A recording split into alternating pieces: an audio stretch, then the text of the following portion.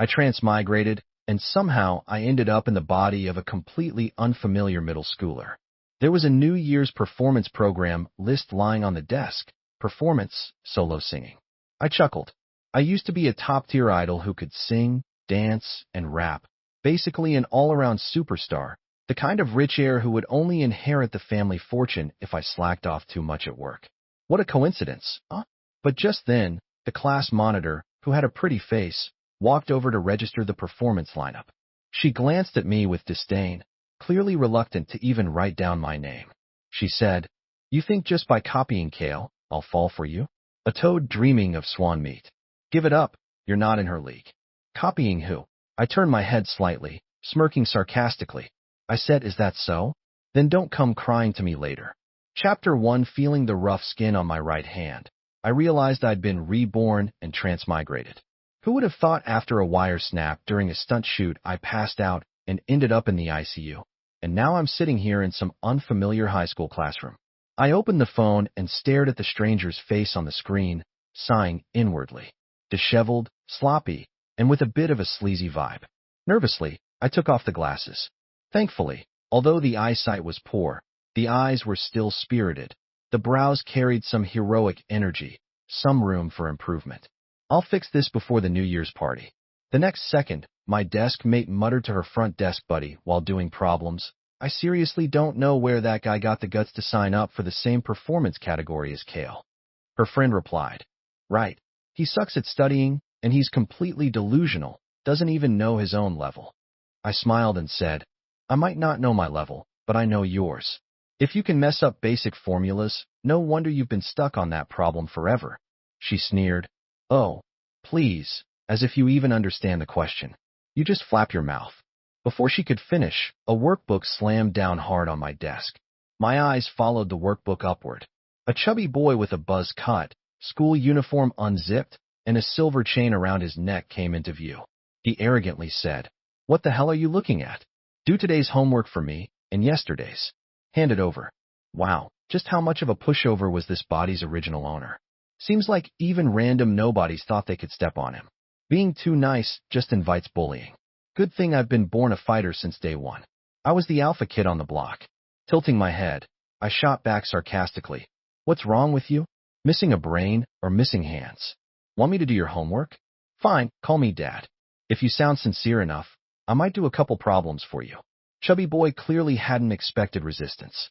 He froze for a few seconds before kicking the leg of the desk, the loud crash instantly silencing the whole class.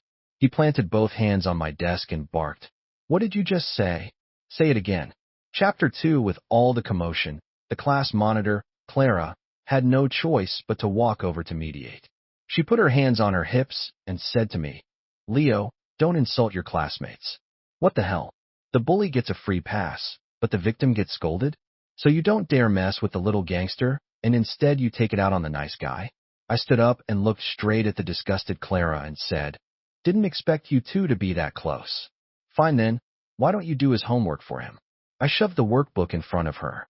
Clearly caught off guard, Clara bit her lip in frustration and said, "Why should I do his homework?" Exactly. Why should I do his homework? Do I owe him something? I fired back. You turn a blind eye when he bullies others, and when I stand up for myself, you come lecturing me about values and behavior. What? Are you scared of his revenge? He's tough, so you keep quiet, and I'm an easy target? A flash of panic crossed Clara's eyes, caught red-handed and not sure what to say. Chubby boy growled, "Screw this, why are you still yapping?" He shoved Clara aside and lunged at me, his hand raised high. Just as his slap was about to land, I leaned to the side. He swung through empty air with a loud whoosh. The sudden turn of events stunned everyone around us. Clara stood frozen, pale-faced. Before anyone could react, I slammed my shoulder into his chest with a solid thud, sending a wail echoing through the classroom. I said, "From now on, do your own homework. Don't act like some street thug in front of me. You mess with me, I'll make sure you suffer even more." He dropped to one knee, clutching his chest and wincing in pain. "You're dead. This isn't over." I replied coolly, "I'll be waiting." He wanted to retort, but Clara stopped him. She whispered, "PE's starting soon. Let's head to the field. I'll take you to the infirmary first." Chapter 3. Watching the groups of classmates scattered freely across the playground, I, being alone, actually found the peace kind of nice. Leisurely, I strolled back toward the classroom. That's when I overheard someone laughing. Huh, that solo performance for Leo. I secretly signed him up with the class committee. Another guy responded, damn, that's savage. Remember last time, during the sports meet, I secretly signed him up for the 5,000-meter run? He almost puked from exhaustion. Now it's solo singing. Can't wait to see how badly he flops this time. And it's not like he'll dare do anything when he finds out. Dude, that's messed up. Everyone knows he's totally tone deaf. I leaned against the back door with arms crossed and asked, have I ever done anything to offend you guys? The two boys froze for a moment, not expecting me to appear suddenly, then scoffed with disdain. Offend people? Please. You don't even dare raise your voice. You think you have the guts to offend anyone. Then why target me? I tilted my head and looked at the two of them. The guy laughed. Because it's fun. What mad now? Besides, don't you have a crush on Clara? Signing you up helps get you some attention. No, his buddy chimed in. And you're not the only one being targeted. Now you've pissed off Reese too. He's a rich kid, got connections outside school. You're screwed. Ah, so that chubby guy from earlier was Reese. No wonder he's so cocky. I nodded, hands in my pockets. Whether I'm screwed or not, we'll see. But you guys might not have it so easy either. Seeing their confusion, I pulled out my phone and hit play. A voice echoed. At solo performance for Leo. I secretly. Their conversation just now replayed word for word. I smiled. Now tell me, if I sent this recording to the head teacher or the principal, would you get suspended? Parents called in. I toyed with the phone in my hand, flashing them a grin that didn't reach my eyes. Better yet, what if I posted it online on the school forum? You'd be famous instantly. Wouldn't that boost your presence even more? The guy who signed me up snapped. You son of a... He lunged at me to grab the phone. I sidestepped, tucked the phone away, and with his momentum off balance, he face-planted hard on the ground. Chapter 4. But the very next second, a girl's voice rang out. Leo, are you bullying your classmates again? Clara had just arrived at the back door, staring at me with obvious disgust. I smirked. Are your eyes for decoration? He tried to snatch my phone and tripped on his own. What? Gone blind already at your age? Clara bit her lip and asked, did you trip him, though? Framed as a question, her tone made it clear it was an accusation. Wow, what a massive load of crap. I let out a laugh and said, are you mentally okay? You know defamation is illegal, right? I pointed to the surveillance camera high in the hallway and glanced at the others nearby. You. I cut her off impatiently. You what? Can't even talk straight. I've been meaning to say, why are you always coming after me? No interest in facts or context. You just jump to conclusions. I mimicked her voice in a mocking tone. Leo, why are you bullying your classmates again? I scoffed. What? You think just because I like you, you can stomp all over me and pick fights whenever you want? Seeing her speechless face cracking under pressure, I thought back to her entitled attitude this morning. Seriously, I don't get what the original guy saw in her. If I could switch souls with him again, I'd drag the boy out and show him what real life looks like. I mean, I was born into wealth and privilege, raised with elite education. I've been surrounded by the sons and daughters of old money dynasties, supermodels, and power players from every industry since I was a kid. Pretty girls? Bro, that's the one thing I've never lacked. Seeing they were all silent now, I turned to the guy on the floor and asked, so, did I trip you or not? I raised my phone slightly, smiling politely through gritted teeth. He muttered, I tripped on my own. You didn't trip me. I smiled. Clara, you heard that. This time, I'll be generous and spare you the apology. Just don't let it happen again. I pocketed my phone, ready to head inside for some water, but Clara suddenly stepped in front of me, arms crossed, puffing up angrily. You're only making me hate you more. I rubbed my temples, gave her a tired glance, and said with cool clarity, then go call the cops. Just as we were locked in that standoff, a soft laugh came from behind. Turning my head, I saw a girl in a white Aline dress standing in the hallway, backlit by sunlight. The light framed her slender figure. Her eyes were clear, her lips curled into a smile, a picture of youthful beauty. She said, long time no see, Leo. She took a couple steps forward, stopped right in front of Clara, and said, who do you think you are? Your feelings, hate, or like. Do you really think they matter to anyone else? Then she flashed me a light smile, grabbed my arm, shot a frosty glance at the two boys through Clara, a big ol' eye roll for good measure, and walked off with me in tow. Chapter 5. On a bench in the woods, the girl sat beside me eating her lunch. The dappled light outlined her delicate features, so perfect she looked like a living piece of art. She asked, "What are you spacing out for, Leo?" She handed me a warm carton of milk, lips curling into a soft, affectionate smile. "What's with this gentle tone? And who is this stunning girl who looks like she could debut as a celebrity any minute?" "Leo, just how many surprises are you hiding from me, huh?" I said. "Oh, nothing. This milk tastes like milk." Damn it, what the hell did I just say? Feeling the beautiful girl's puzzled gaze on me, I quickly lowered my head and sipped the milk. She asked teasingly, "What's wrong? So excited you lost your memory." She leaned in closer, the faint scent of white tea mixed with the crispness of winter air tickling my nose. I thought to myself, not just memory loss, sis, I've literally swapped souls. Just as I was scrambling to figure out how to respond, her phone rang. She was still eating and her hands were full, so she frowned slightly and set the phone on her lap, putting it on speaker. She said, "What is it?" A voice on the other end demanded. "Evelina, where are you? Didn't you say you were back in the country? You're not even coming to see me." Praise the heavens for speaker mode. Evelina replied softly. "I'm busy with something important, meeting someone important. You'll have to wait." As she spoke, she leaned her shoulder against mine. The person on the other end growled, "You little brat, you." But before they could finish, Evelina ruthlessly hung up. She turned to me and said, "Don't pretend you've got amnesia, Leo. Where's my gift?" Her fair, slender hand opened expectantly in front of my face. I looked totally baffled. "What gift?" I was really baffled. She said, "In the mailbox. You promised me a gift when you got back to the country." Evelina dragged out the last few words with a playful tone, obviously coaxing me. I frowned. I forgot. I'll make it up to you next time. School's about to end, so I'm heading out. You keep eating." I stood up, trying to make my getaway, but she grabbed my sleeve and pouted. "What are you running for?" "I'm not going to eat you." She huffed. "There's a new movie out. You promised to take me after school." I sighed. "I've got homework to do." "Rain check, okay." I quickly yanked my arm free and dashed off before she could say anything else. Better to cut it off now. If I spend more time with her, I will slip up. Chapter 6. The last class of the day was PE. Hell yeah. I walked into the classroom just as the bell rang.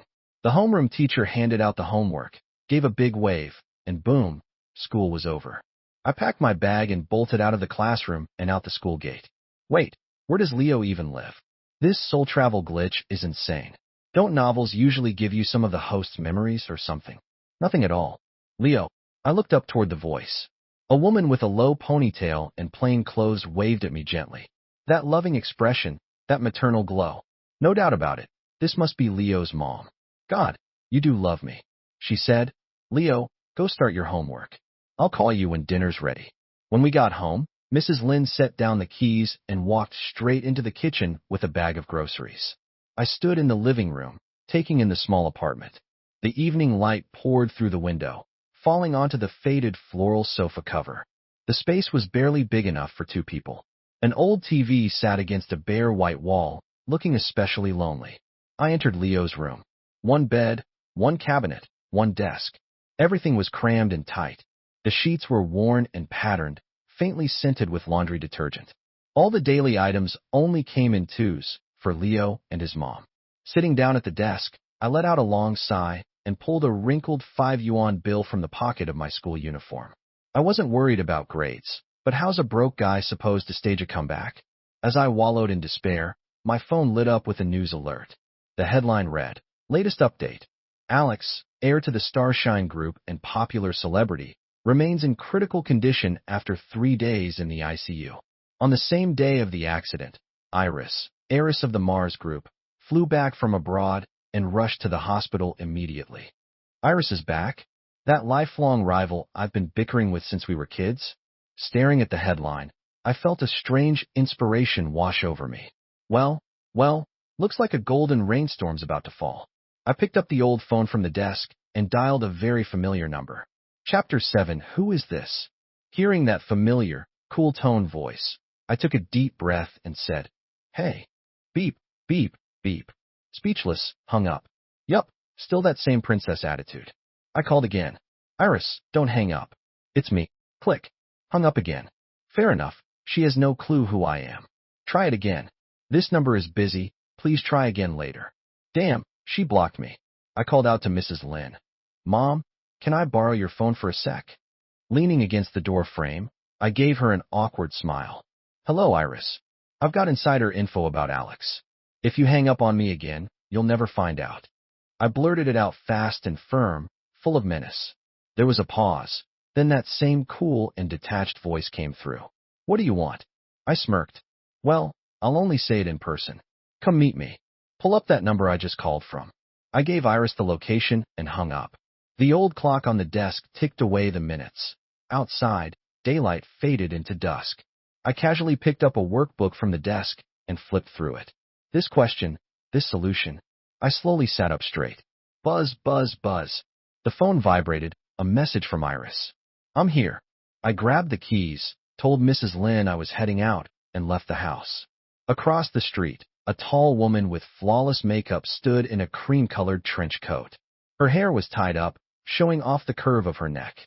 The warm glow of the street lamp bathed her elegant face, softening her features while still keeping her cool, aloof aura intact.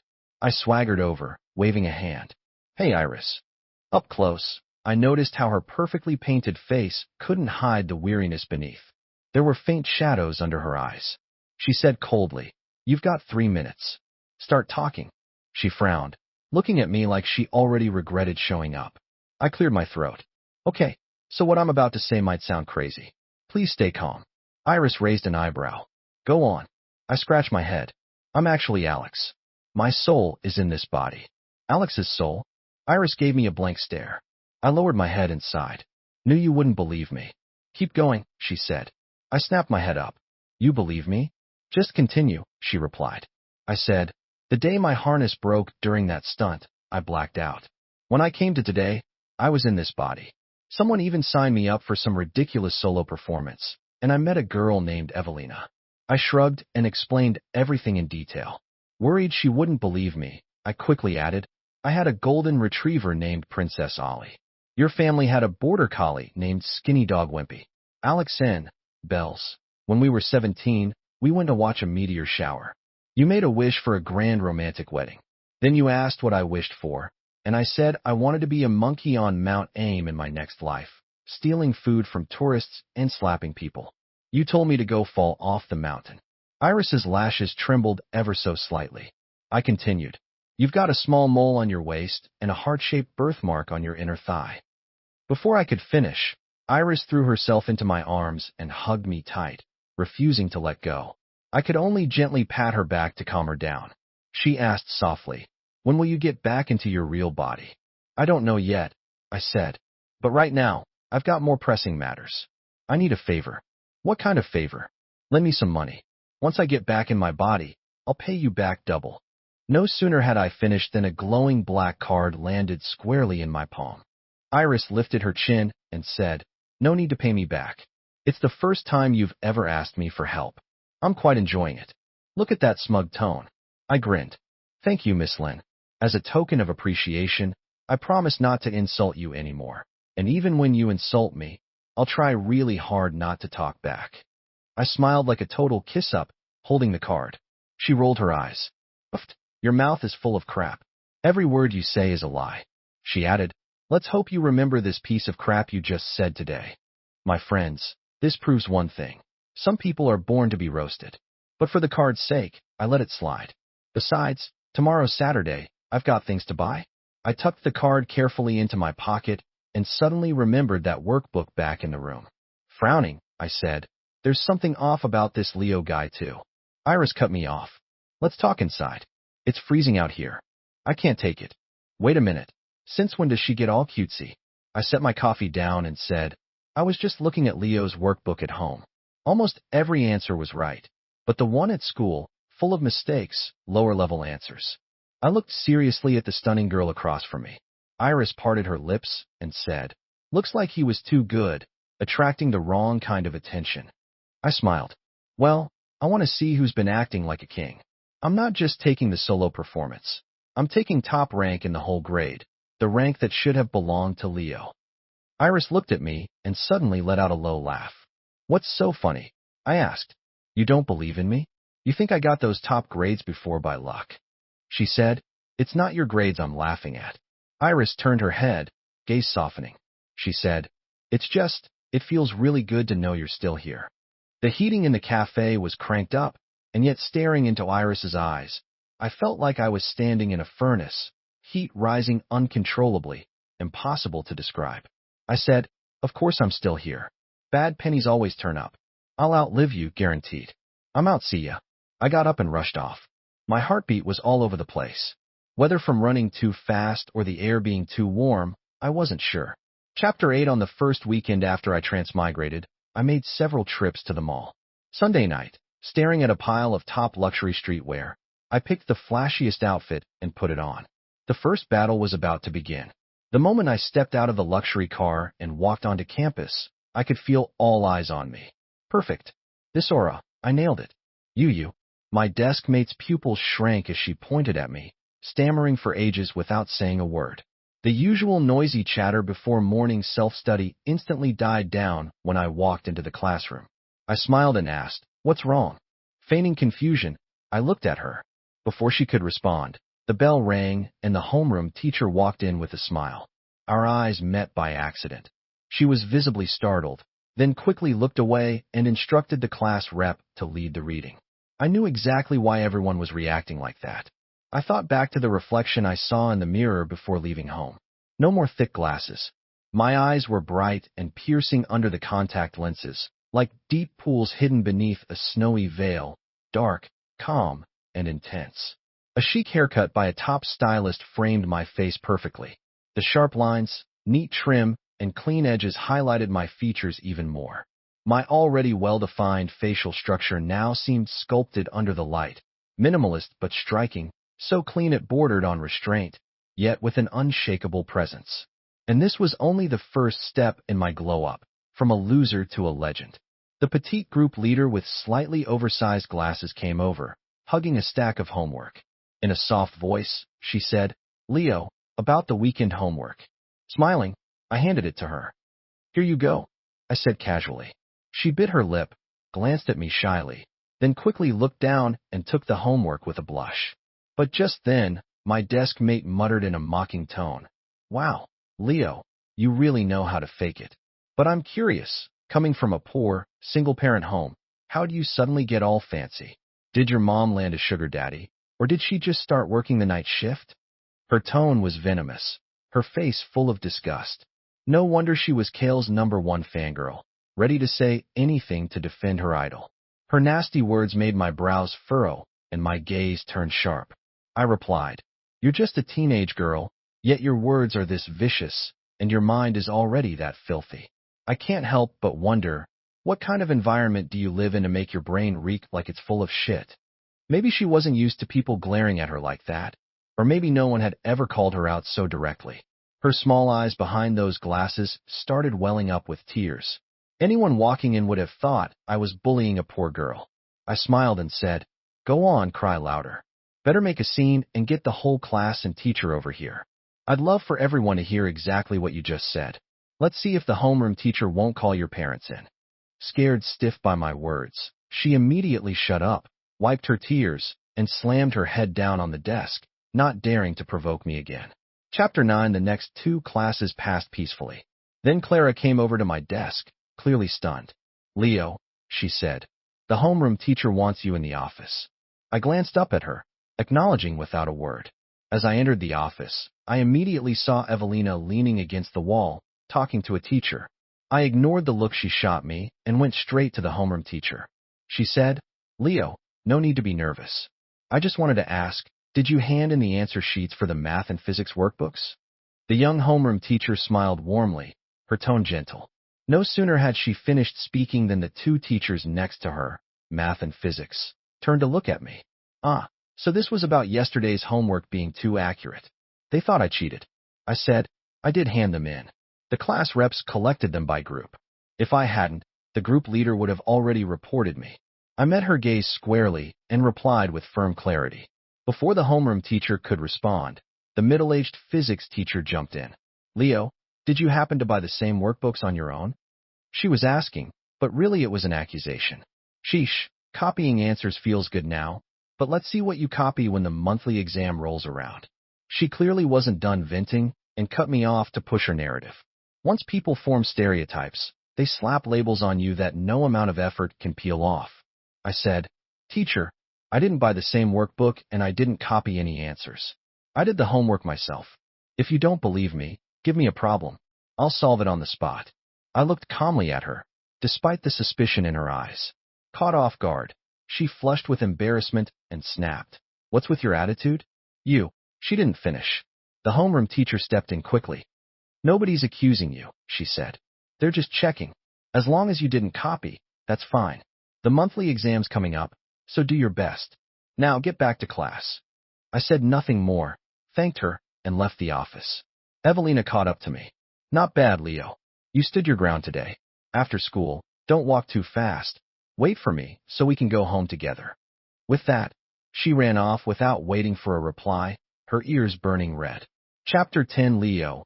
A puzzled male voice sounded behind me. I turned around with my hands in my pockets and met a pair of eyes that looked anything but friendly. The guy had striking features and a sharp nose, with a few strands of hair falling loosely over his forehead, giving him an effortlessly rebellious vibe. His school uniform hung carelessly off his body, and a dark gray turtleneck hugged his jawline, making his pale skin look almost icy. Another tall, lanky guy slung an arm over his shoulder and said, Kale, what are you calling him for? The look in Kale's eyes was pure disdain. Kale, so this is the guy? Our eyes locked. Neither of us looked away. I said coldly, Can I help you? Kale replied, Oh, nothing. I just heard you signed up for the New Year's performance too. Thought I'd ask how your prep's going. He played it off casually, but the intent behind the question was anything but. Hearing that, the lanky guy jumped at the chance to pile on. Him? Please. Why don't you piss and take a look at himself? He's out here trying to be a tiger, but looks more like a stray dog. Think dressing up like a wannabe influencer is gonna make him beat our boy Kale? Keep dreaming. A loser like you's getting cut in the first round. Catching the faint smirk on Kale's lips, I sneered inwardly. I stepped closer to the tall guy and said, Do you live on a toilet? 'Cause all I hear is crap coming out of your mouth. You son of a. He lunged forward, gritting his teeth. I just laughed. Whether I get cut or not, we'll find out in the prelims. Then I glanced at Kale deliberately and leaned in a little. Also, let me tell you something.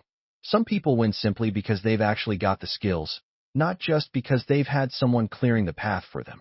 As Kale's lips tightened and his face turned visibly pale, I curled my lips into a smirk and turned to head back to class. The bell rang. Now I truly get what it means to be so unlucky, even drinking cold water gets something stuck in your teeth.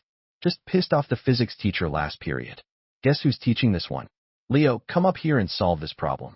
A physics teacher tapped the huge question on the board with her mic pointer. All eyes followed me as I walked up. Their stares were dripping with the same old mocking tone. I picked up a piece of chalk, studied the problem, and started working through the formulas. Chapter 11. When I finished the last line, I looked at the neat formulas across the board and patted my hands with satisfaction. Back when I was still Alex, I was basically a problem-solving machine. I've seen just about every type of question out there. Nothing phases me. The physics teacher walked up with her own piece of chalk and checked my work. She said, The answer's correct. Your process is spot on, Leo. Explain your solution to the class. Still skeptical, she was clearly testing me again, this time through my explanation. I shrugged and laid it out step by step, logic clear and tight. The further I went, the worse her expression got. Just as I returned to my seat, my desk mate muttered under her breath, Lucky fluke. What's he showing off for? I tapped my pen on her notebook, the one full of my solution steps. I said, Oh, you hate my showing off, but you're copying my answer? That's like eating your mom's cooking and then cussing her out afterward. You. Caught red-handed. She flushed and quickly shut her notebook, going silent. Midway through class, a monthly exam goal sheet was passed to my desk. Everyone in class had filled in the ranking they aimed for, except for Clara, who boldly wrote first. No one else had dared. I picked up my pen and wrote a big, bold 1 in the ranking column. As soon as class ended, the room exploded. Leo, just because you did one physics problem now you think you're king. Bet that 1 means dead last. Someone even said, the monthly exam's this Wednesday. You're ranked 800th right now. You really think you'll jump to first in 3 days? I propped up my head and closed my eyes, resting. Let them talk. Power is the best comeback. Then a monkey-faced kid bounced up to me. Hey Leo, let's make a bet. I replied lazily, not interested, barely lifted my eyelids. He sneered, scared, huh? Don't worry, it's not bullying. Worst case, you just run a few laps around the track naked. A few others cracked up at that. I was just about to stand up and teach the clown a lesson when, slap, a crisp sound echoed. He got slapped clean across the face. I turned my head.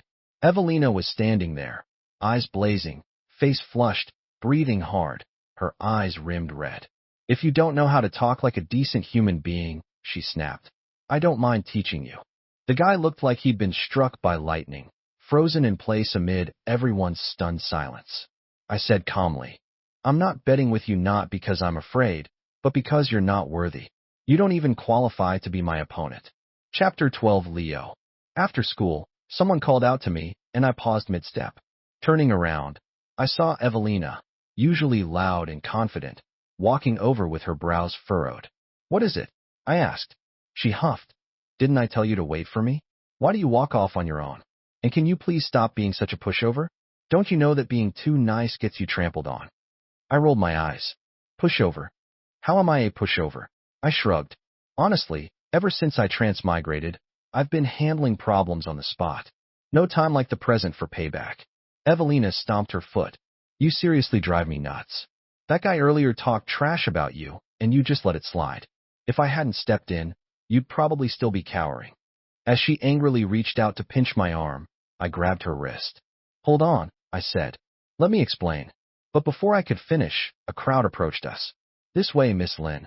Turning my head, I saw Iris Lynn, tall and striking at the center of the group. As she walked past me, she stopped. The principal smiled and said, Miss Lynn, this is one of our students.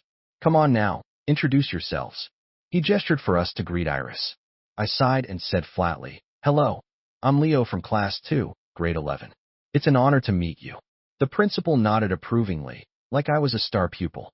Evelina just muttered, Evelina, with a dramatic eye roll and zero enthusiasm. Iris's gaze swept over me and landed on my hand still holding Evelina's wrist. She said slowly, with a trace of sarcasm, Seems like your students have very close relationships. Her stare sent chills down my spine, and I quickly let go of Evelina's hand. Without another word, Iris walked on with the group. Chapter 13 Back home. Mrs. Lynn had already prepared dinner. The moment I walked in, she urged me to wash up and eat. Watching her pile food into my bowl nonstop, my nose suddenly stung. I hadn't seen my real mom since the accident. God, I missed her so much. Mrs. Lynn asked gently, What's wrong, Leo? Rough day at school. She looked at me with concern. I shook my head while picking at my rice. She said, Leo, all I want is for you to be happy and healthy. That's enough for me. Don't stress yourself out too much. She placed another piece of meat in my bowl. She must have thought I was nervous about the upcoming monthly exams. I grinned and said, Don't worry, Mom. I'm bringing home first place for sure this time. I tilted my head confidently, which made her laugh out loud. After dinner, I reviewed my textbooks and began tapping into all my old problem-solving knowledge, brushing up on the material I was rusty with. When the monthly exam ended with the final bell, I stretched my neck. Yeah, first place was mine for the taking. Back in class, listening to everyone comparing answers left and right, I felt inexplicably good. When the results were finally posted, I stood among the crowd and smiled at the name at the very top of the ranking wall. First, Leo. Second, Clara. Third, Kale. 120th, Evelina. But before I could fully enjoy the moment, a loud male voice rang out from behind. Holy crap, Leo is first. I must be seeing things. Had to be cheating, of course. It was that lanky idiot always hanging around Kale. Everyone turned to look at me, eyes full of suspicion, whispering all kinds of gossip. I spoke up directly. Do you even think before you talk? Our school arranges exam rooms based on previous rankings, high to low. I was placed in a room with all students ranked below 800. You tell me who the hell could I have possibly copied to end up 30 points ahead of the second place? I flashed him a middle finger and continued before he could respond. And did you know, in the first semester of grade 10, I ranked first in every single exam? I'm just taking back what was mine. Problem. I remembered the score sheets in Leo's desk drawer. He really was first back then, but for some reason, he toned it down afterward. My words seemed to jog some memories. People started recalling the old Leo who used to dominate the rankings. Just like that, the tide of opinion shifted. News that someone had knocked Kale off the top spread like wildfire across the entire grade. I glanced past the crowd toward Kale and Clara and smirked. Chapter 14. Congratulations, Leo. Evelina beamed, her smile as bright as the sun. I chuckled. With how happy you are, people might think you came in first. As we walked home together, I joked lightheartedly. She gave a soft hum. When you get first place, it makes me even happier than if I did, Leo. I've always told you, you're the best, and you always will be. Evelina said it so bluntly, with a fiery sincerity in her eyes that was impossible to hide. That kind of open, wholehearted affection from a teenage girl. It was like a bonfire on a cold winter night, radiating warmth in every direction. Leo, do you have any idea how much this girl likes you? I sighed. All right. Stop being so happy and think about your own score for a second. 120th place? You still planning to get into a good university? Evelina clasped her hands together and gave me puppy dog eyes. Well then, I guess I'll need help from our number one teacher, Alex. I crossed my arms. Depends on your performance. If this master has free time, maybe I'll offer you a few pointers. Thank you, master. She grinned. Oh, right. I even prepared a gift for our first meeting. Evelina pulled a scarf out of her backpack. Leo, happy birthday. Wait, today's Leo's birthday? The surprise hit me, so suddenly I froze in place. Before I could react, Evelina had already stood on tiptoe and wrapped the scarf around my neck. Smiling sweetly, she said, Perfect fit, Leo. I hope you keep living happily from now on. She adjusted the angle of the scarf gently. When we reached the entrance of the neighborhood, I spotted Iris standing by a car, her expression quietly resentful. What are you doing here? I asked. I hurried toward her, noticing her face looked pale. What happened? I asked. She pursed her lips and said, See for yourself. Once I got in the car, I noticed 3 unfamiliar men in the spacious back seat. The man in the middle was struggling hard, but pinned in place by 2 burly guys on either side. Chapter 15. What is this? I turned to Iris, confused. She said, Remember when you asked me to help crack Leo's email account? She pulled out a tablet, her slender fingers swiping across the screen. Yeah, I remember. Did you find anything? She nodded. Yep. His inbox is full of threatening messages and photos, all of them connected to his parents. She handed me the tablet. The messages read, Your dad's almost out of prison, right?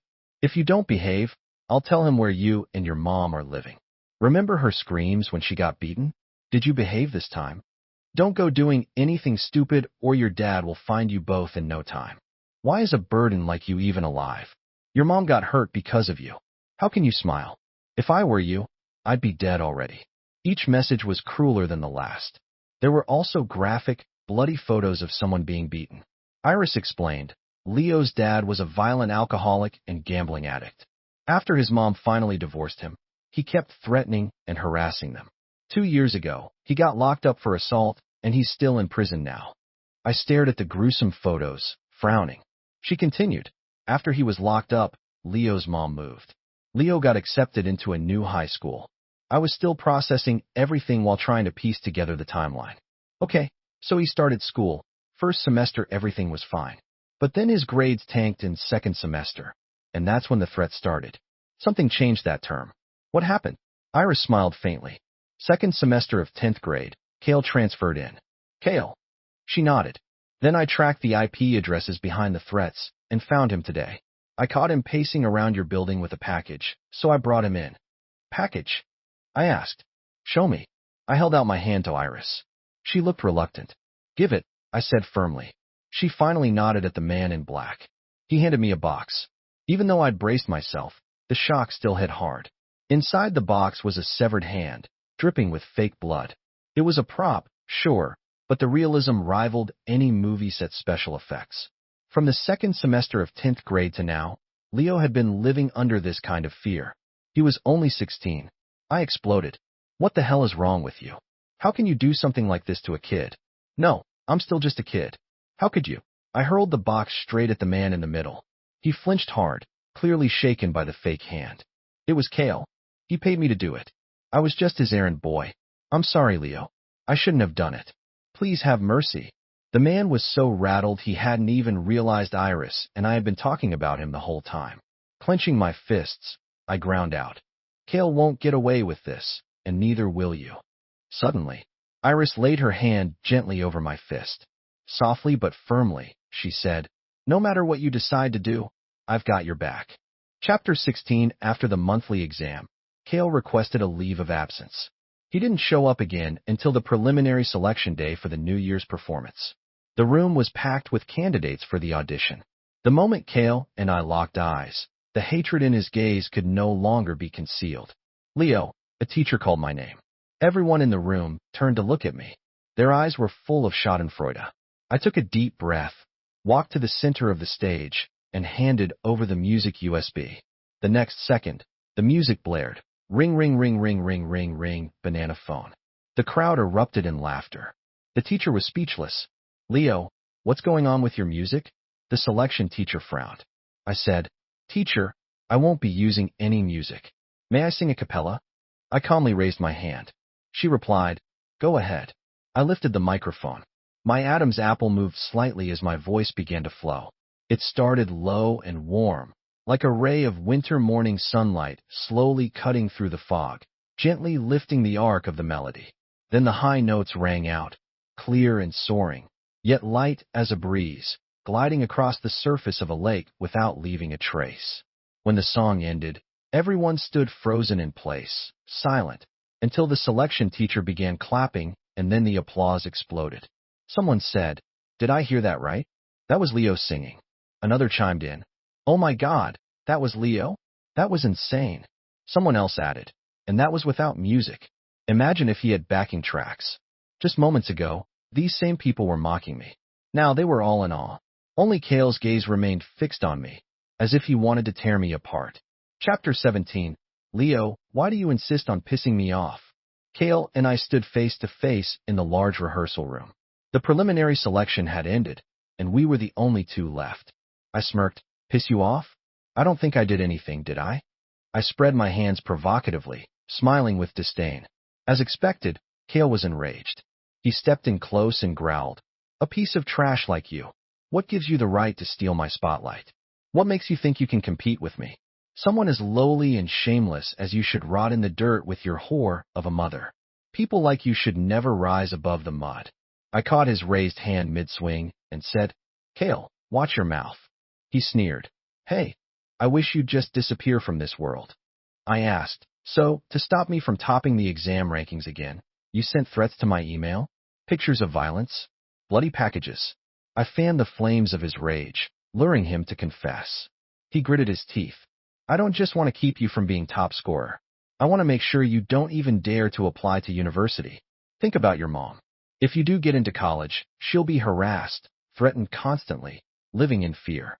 And when your dad gets out of prison, who knows if he'll snap and kill her." Kale's pale face was flushed with rage, contorted with malice. I asked, "The screenshots where I supposedly cursed you? The gross, flirtatious messages to Clara? Those were all fake, weren't they?" Against his hysteria, I appeared especially calm.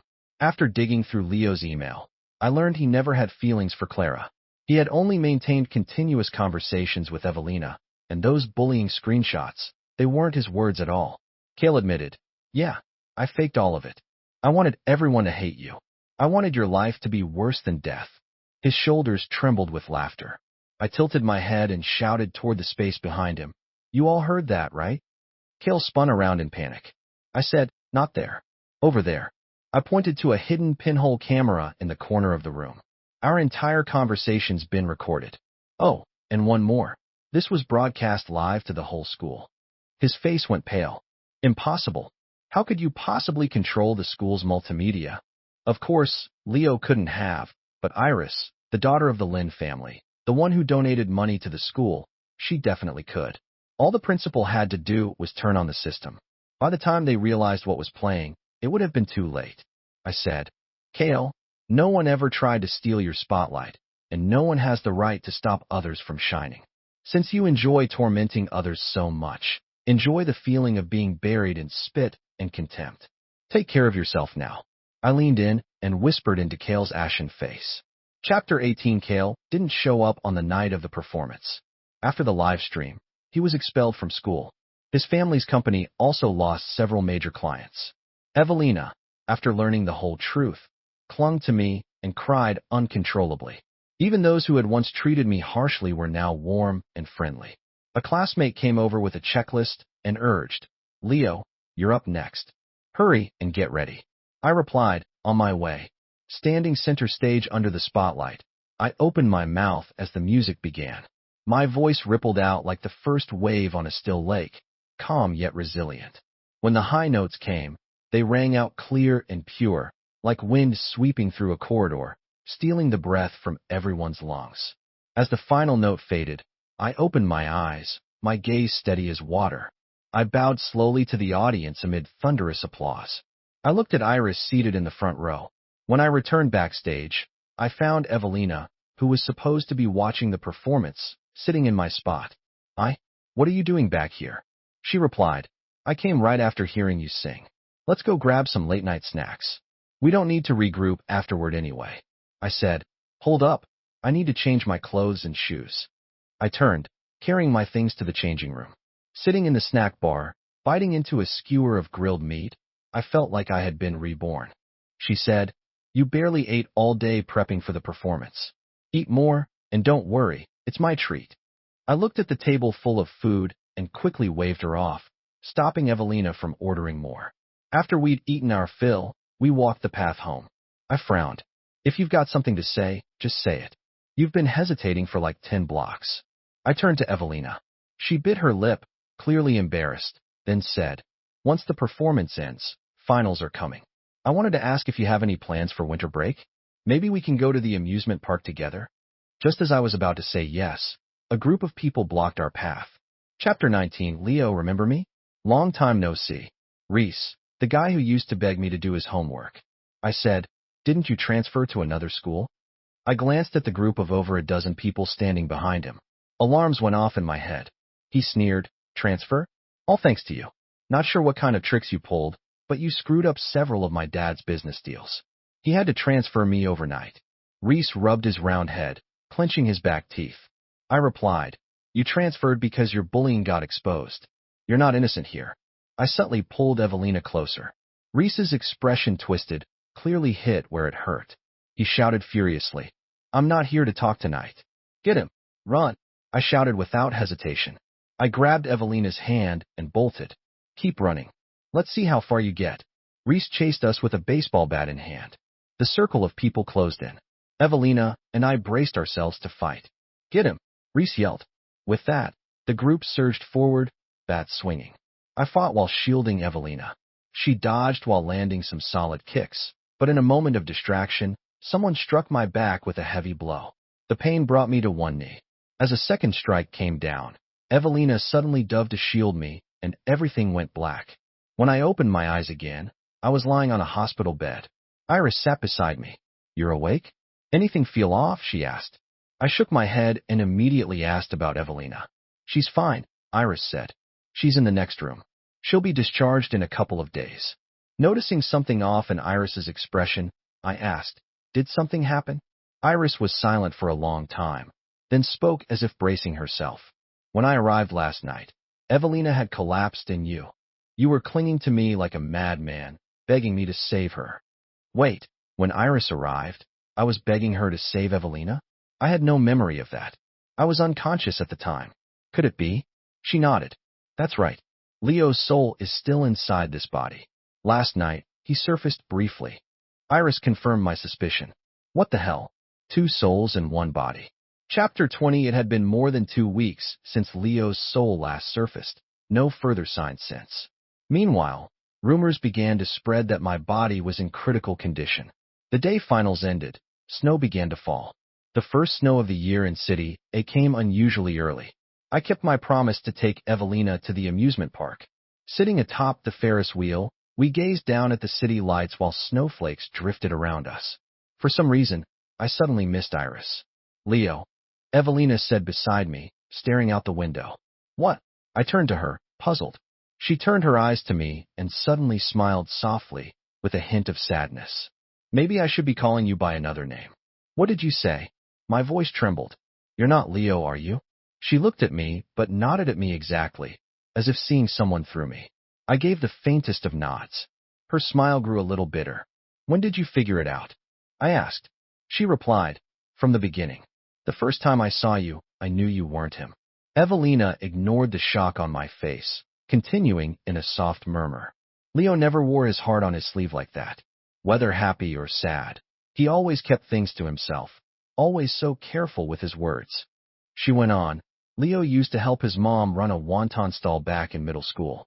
I ran away from home, got my money stolen. I was starving and stood in front of that stall for what felt like forever. He came over and asked if I wanted dumplings, smiled, and said they were free. His smile was so dumb and sweet. I'd never met someone so kind, so honest. After that, I kept going back to that stall until I moved abroad in 9th grade. But even then, I couldn't stop thinking about that bowl of wontons. Eventually, I realized it wasn't the food I missed, it was him. Leo always wrote cheerful things in his notes. Good food, pretty clouds, nice songs. He never mentioned being threatened or harassed. If I'd come back sooner, maybe he wouldn't have disappeared. But thank God. Evelina gazed out the window. Her reflection on the glass looked like a lost girl adrift in a snowstorm. She whispered, I miss him so much. Her voice trembled like a feather about to blow away. I said, he'll come back, and gently patted her on the shoulder. After the amusement park, we returned home. Mrs. Lynn stood up to reheat the food. She asked, did you have fun with your friends today? I smiled and nodded. As I ate, she said, that's good. Mrs. Lynn watched me closely. Just as I was heading to my room, she called out, Leo? Yes, she said. I'm glad you're happy, but don't forget to come home. Your mom will miss you, you know. As she spoke, her eyes turned red. I smiled. Don't worry, Mom. I'll definitely come home. I pretended not to understand what she meant and answered anyway. Chapter 21. I opened the window, letting the icy wind carry snowflakes into the room. The phone on the desk suddenly vibrated. Hello. I answered. Did I wake you? It was Iris. I let out a sigh. Not yet. Even I hadn't noticed the faint disappointment in my tone. There was a few seconds of silence before she said, Want to go watch the meteor shower? An hour later, Iris and I were huddled under a tent, wrapped in army coats, sipping hot tea. I leaned back lazily in my chair, gazing up at the star-filled sky. How did you even know there'd be meteors tonight? Iris took a slow sip of her tea. She blinked and said, I didn't. I only asked if you wanted to go watch. I never said we'd actually see anything. I rolled my eyes. TCH, still the queen of twisting logic. She smiled. Thanks, you're still shameless as ever. We fell into a comfortable silence, watching the snow drift down around us. I said, Iris, today Evelina and Leo's mom both said they miss Leo, that they wanted him to come back. I leaned my head back, gazing at the sky. Iris adjusted the blankets around us. I continued, my soul's getting weaker, but Leo's still won't come out. He's still afraid of the world. I checked the trending searches. My original body's vital signs are gradually fading. Iris's hand paused mid-motion. I went on. Iris, if one day my body's completely gone, even if Leo's soul returns, I won't be able to go back. I'll disappear. Don't blame Leo if his body hadn't taken me in. Maybe my soul would have vanished long ago. He's a good kid. He's been through so much. Help him when you can, will you? When he and Evelina graduate, maybe you can help matchmake them a little. Evelina's a sweet girl. I paused before adding, Iris, please take care of my parents. I'm their only son. They'll be so lost without me. And take care of my dog, and yourself. Find someone good and marry him, okay? Don't become a widow for me. Promise. I saw Iris pout in annoyance. Only I would still be joking at a time like this. I let out a long sigh. Iris, I'll turn into a star to protect you from now on. You'll have your own guardian star. Pretty cool, Iris looked down, lost in thought. She said, Alex, yeah, come back, Alex. Her soft call scattered into the wind at the mountaintop. In that moment, I couldn't hold back my tears. Come back, Alex. Yeah, they all want Leo to return, but Alex wants to go home, too. Alex misses mom and dad. Alex wants to be with Iris forever. Alex is scared of death, too. He's sad, too. Eventually, exhaustion overwhelmed me as I drifted into sleep. I vaguely heard Iris whispering, her voice broken, floating in and out. Chapter 22. At dawn, I opened the tent. The biting mountain wind rushed in. I looked toward the other tent, already empty. Stepping out, I saw Iris cooking breakfast. When are we heading back? I asked, leaning in to see what was cooking. She replied, no rush. Let's enjoy the sunrise first. She kept her head down arranging the plates. I shook my head. It's way past sunrise. She pressed her lips together and muttered, then just watch the sun. Clearly, some people were just born to be savage with their words. Iris walked over with 2 plates. Each held a neatly stacked sandwich. Looked delicious. After breakfast, we began packing up. I glanced at my phone. Luckily, Mrs. Lynn hadn't noticed I was gone. I was just about to help Iris pack when a sudden pain hit my chest. The world spun. Darkness swallowed me. I didn't know where I was, didn't know where to go. All I could hear were the sounds of medical machines and someone crying. I tried to follow the sound of the crying, but I couldn't find it. Then I heard it, someone calling again and again. Alex. That voice had power. It pulled me forward. When I opened my eyes again, I heard someone crying. Alex, you're awake. Old John, Alex is awake. He's awake. It was my mom, crying into my dad's shoulder. The doctor came in, checked me, and confirmed I was stable before leaving. Dad asked, Alex, are you feeling any discomfort? Tell Dad. Mom quickly cut him off. Don't jinx it. Our Alex is only getting stronger. Out of the way, don't bother him, come with me. She shot a glare at Iris, who had been quietly standing behind us the whole time. Then she dragged my babbling dad out of the room. In the now silent private room, only Iris and I remained. Weakly, I joked. Looks like you won't have to be a widow for me after all. Ah? Iris held my hand for a long time without saying anything. Just as I was about to speak again to ease the tension, I felt a sudden drop hit the back of my hand. Then another. Iris was crying, and in that moment, something deep inside me completely caved. Chapter 23. I saw Leo again after the new year. After I woke up, I called Evelina to ask whether Leo had come back. To my surprise, she picked a time and brought him straight to the hospital. At the time, I was trying to convince Iris to head back and take care of her work. She pouted and clung to me, refusing to leave no matter what. Evelina pushed open the door and teased. Didn't expect Miss Lynn to be so clingy and whiny. Iris gave her a side eye and shot back. If being clingy is such a problem, maybe you should do long distance with your future husband. One sentence left Evelina speechless. I sighed. Seriously, why do you keep sparring with her? What's the point? I propped myself up on the hospital bed and said, Leo, come here, let's have a chat. I waved to the boy standing next to Evelina. Leo smiled shyly, still a bit reserved around me, and sat stiffly in the chair beside my bed. I chuckled. Damn, really not the same as I was back then. He looked like a solid kid, handsome and clean-cut. I patted his shoulder and back. I want to talk to Leo alone for a minute, if that's okay. Could you two give us a moment? Evelina muttered under her breath, but she and Iris stepped out of the room. I asked, what changed your mind? What made you finally willing to come out? I couldn't help my curiosity. Leo smiled awkwardly and said, I heard what you said to me and Evelina and my mom and Iris. I didn't want to keep making people sad because of me, and maybe, just maybe, I found a little courage. I think I want to come back to this world. I smiled. Welcome back to this brand new world. I'm your bro now, you can count on me from now on. And if that's not enough, throw in your sister Lynn too. I gripped his hand tightly. Thank you for coming back, and thank you for letting me come back. Chapter 24. Before the new semester started, Leo went to see Kale. Evelina and I went with him. Kale had sent Leo countless messages, just hoping for one final meeting. He said, Leo, what? You think I'm going to hurt you? Is that why you brought backup? He glanced at me and Evelina with a mocking smile. I tugged down the mask on my face and lowered the brim of my cap. Thank God he didn't recognize me. Kale continued, Leo, don't you want to know why I hated you so much? Why I went to such lengths to torment you. He sat in the private booth, his voice unnervingly calm. I snapped, cut the crap, just spit it out. Kale frowned and said, because your mom ruined my family. My dad loved your mom, loved her for years. He never got over her. But my grandparents didn't approve of her, so they made him marry my mom instead. But my dad ignored my mom completely. He drove her insane.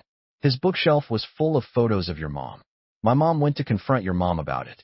When my dad found out, he responded with even worse silent abuse. After that, she didn't dare bother your mom anymore, so she turned her attention to me. Wherever you studied, I was transferred there too. My mom made me compete with you in everything, but I could never beat you. Every time exam results came out, it was like a day of execution for me. As Kale spoke, he rolled up his sleeves. Old scars and new wounds, still healing, covered his arms. So dense it made your skin crawl. When I transferred and during the first year of high school, he said, I really wanted to kill you. Why do you even exist? If you didn't exist, I wouldn't have suffered. So I had to threaten you, make you afraid to come first. I faked screenshots to get you flamed. Every time people cursed you, I felt like I could finally breathe.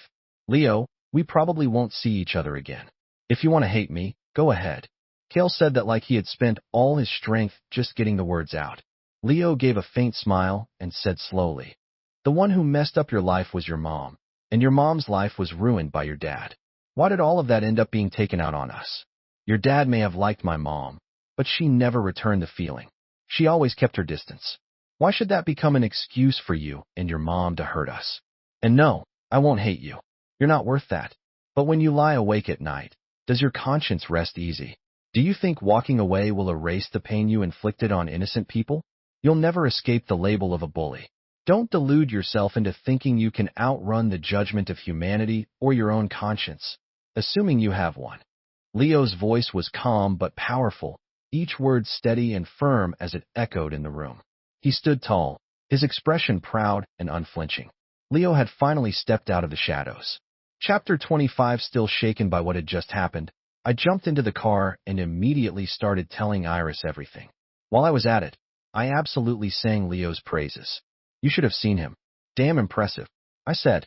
At first, I thought he'd clam up and not get a single word out, but nope. Dude's got a sharp tongue when it counts. You've been secretly giving him extra lessons, or what? Iris pressed her lips together and said, clear love gives people strength. It makes them fearless. His mother's, yours, mine, Evelina's, all different kinds of love that came together to give him that strength. I clapped genuinely and with admiration. Well said, seriously. I smiled and asked, Iris, do you remember the song I sang at the performance, the one I sang while still in Leo's body? She nodded. I remember. I smiled. Back then, you asked me why I insisted on singing that particular song, remember?